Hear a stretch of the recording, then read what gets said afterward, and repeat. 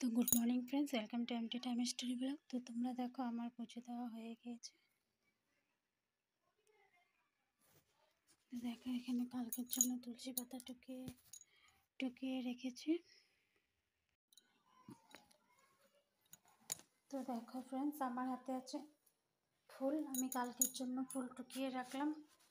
দেখো কালকে পূজা দেবো, তো তাই সকাল সকাল পূজা দেওয়া হয়, তাই ফুলটা টুকিয়ে রাখলাম। দেখো একটা পড়েও গেল।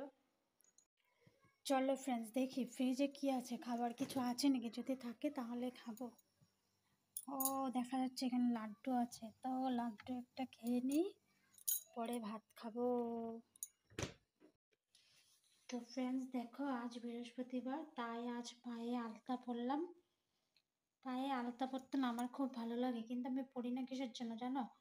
পা ফেটে যায় ঠান্ডার দিনে, তার জন্য পরা হয় না।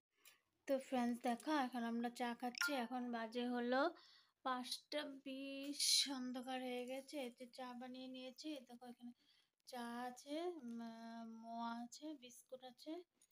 ছেলেকে দেখাচ্ছি না, কারণ ও আছে খালি গায়ে, দেখিয়ে দিলাম। তো দেখো আমি এখানে চা খাবো, আর দেখো টুপলা নিয়ে বসে পড়েছি। এখানে আছে মোয়া।